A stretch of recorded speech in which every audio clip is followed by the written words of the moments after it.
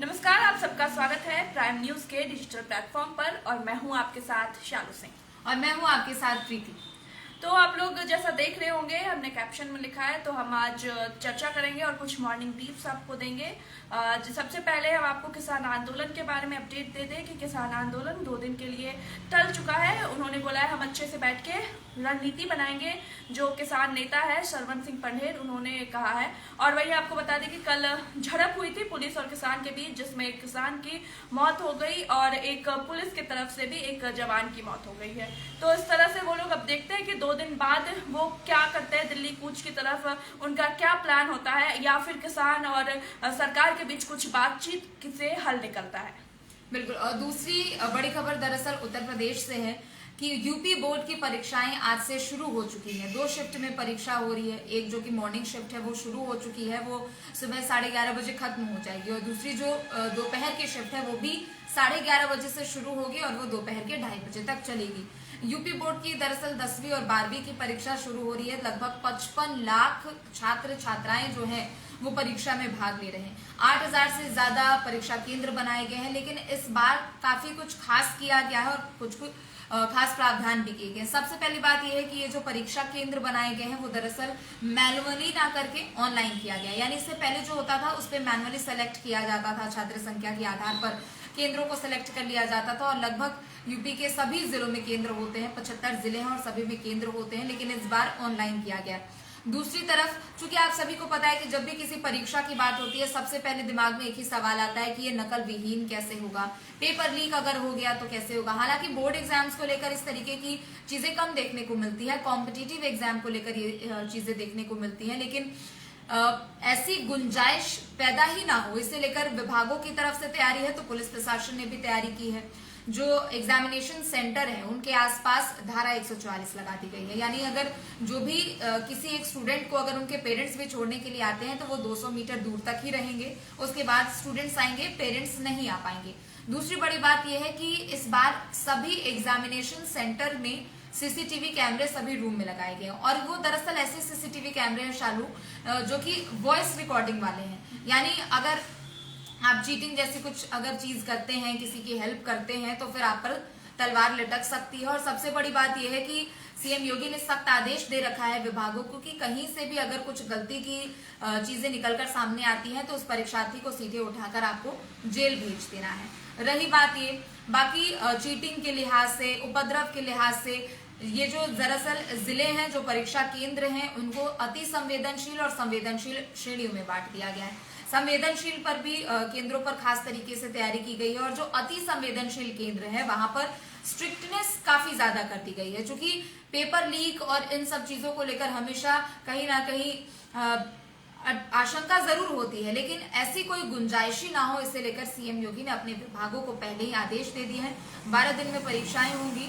9 मार्च तक परीक्षाएं आयोजित की जा रही है और लगभग 55 लाख स्टूडेंट एग्जाम में बैठ रहे हैं। वही प्रीति, ऐसे देखा जाए जैसे बच्चों के एग्जाम्स हैं तो किसान आंदोलन को देखते हुए भी एडवाइजरी जारी की गई है कि किस रूट से आप जा सकते हैं। तो इसलिए आप सेंटर पर जाने से पहले ही पहुंचने के लिए बिल्कुल, हाँ, तो आप वो रूट जरूर देख लें। वही अब बात करें बोर्ड की ही हम बात करें तो जब हमारे समय में भी एग्जाम होता था तो एकदम एक त्योहार की तरह तो लगता ही था, क्योंकि टेंशन तो अपनी जगह है एग्जाम्स में अव्वल लाने की, लेकिन इसको हम फ्री माइंड से दे सकते हैं। इसलिए आप बिल्कुल रिलैक्स रहे और अच्छे से एग्जाम दें, और टेंशन की बात नहीं, रिजल्ट तो जो होना है वो होगा ही, क्योंकि आप प्रेशर में कोई भी एग्जाम नहीं दे सकते। इसलिए बच्चों से ये कहना चाहूंगी। और जैसा आपने बोला कि प्रेशर में, मुझे एक बात और याद आई कि दरअसल यहाँ पर ना एक इस बार एग्जाम को लेकर खास तैयारी इसलिए भी है। एक तो टोल फ्री नंबर दिया गया कि अगर किसी को कुछ परेशानी होती है तो आप उस पर संपर्क करें, आपको समाधान निकाल कर दे दिया जाएगा। दूसरी बड़ी बात, साइकोलॉजिकल सेंटर बनाया गया। आप लोगों ने देखा होगा,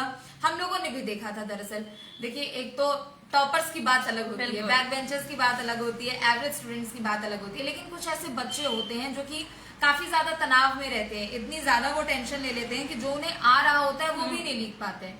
तो कहीं ना कहीं उनके लिए भी ये साइकोलॉजिकल सेंटर बनाया गया है ताकि उनको शांत किया जाए, उनको काम किया जाए, और अगर पूरा नहीं लिख पाते हैं तो कम से कम जो आता है वही ढंग से लिखे और वो अच्छे तरीके से पेपर देकर आए। बिल्कुल, तो इसलिए आप एकदम निश्चिंत होके लिखें। और मैं दर्शकों से बोलना चाहूंगी कि उनका जब बोर्ड्स एग्जाम चल रहा था तो वो कैसे एग्जाम दिए, वो किस सिचुएशन से गुजरे ये हमें कमेंट में जरूर बताएं, ताकि हम बंसल भी जुड़ गए हमारे साथ। बिल्कुल, गुड मॉर्निंग। गुड मॉर्निंग आपको भी।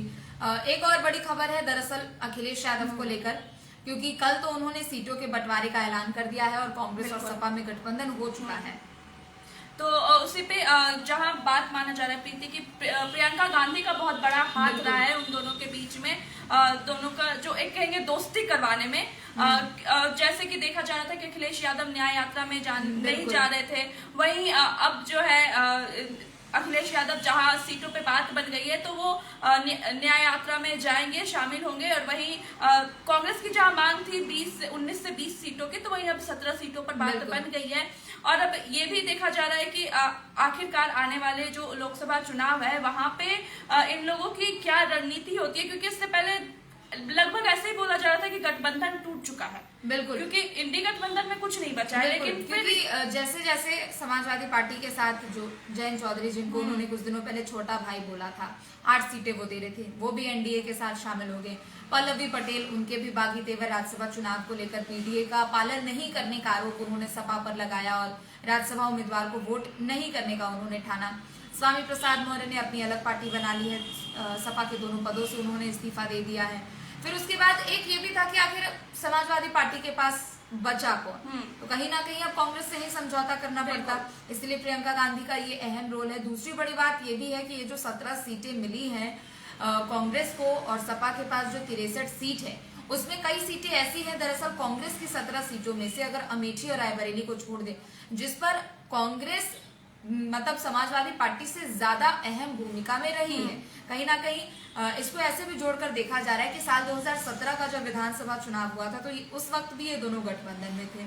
हालांकि जीत नहीं मिल पाई उतनी ज्यादा, जिस कारण गठबंधन टूट गया। लेकिन एक बार फिर से अब वही कयास लोग लगा रहे हैं कि शायद इस बार कुछ अच्छी उम्मीद गठबंधन से मिल सकती है, क्योंकि 7 साल बाद एक बार फिर से यूपी के 2 लड़के साथ में आए हैं गठबंधन में, तो क्या पता इस बार की रणनीति अलग हो। लेकिन गठबंधन इधर अगर तय हुआ है तो बीजेपी में भी इसे लेकर कहीं ना कहीं हलचल। राजनीति की जो रणनीति होती है उसको बीजेपी से अच्छा और कौन भुना सकता है इस चीज को, तो उस हिसाब से बीजेपी भी रणनीति अपना बनाई होगी कि अगर अखिलेश और राहुल साथ आते हैं तो उसमें बीजेपी की क्या रणनीति होती है। बिल्कुल, तो वही अब ये भी कहना चाहेंगे कि ये गठबंधन एक तरह से अखिलेश और राहुल की मजबूरी भी हो सकती है। बिल्कुल मजबूरी इसलिए क्योंकि जैसे मैंने अभी बताया कि कैसे कैसे लोग साथ छोड़ रहे हैं, तो अखिलेश यादव के पास कांग्रेस के अलावा कोई ऑप्शन नहीं था, क्योंकि मायावती उन्होंने पहले ही कह दिया कि वो किसी गठबंधन में नहीं रहने वाली है, वो अकेले चुनाव लड़ने वाले हैं। और कांग्रेस के पास भी कोई विकल्प नहीं है, क्योंकि सिर्फ एक सीट है कांग्रेस के पास और वो मुख्य विपक्षी पार्टी भी नहीं है यूपी में, तो अपना जनाधार बढ़ाने के लिए कहीं ना कहीं दूसरे पार्टियों का सहारा लेना पड़ेगा।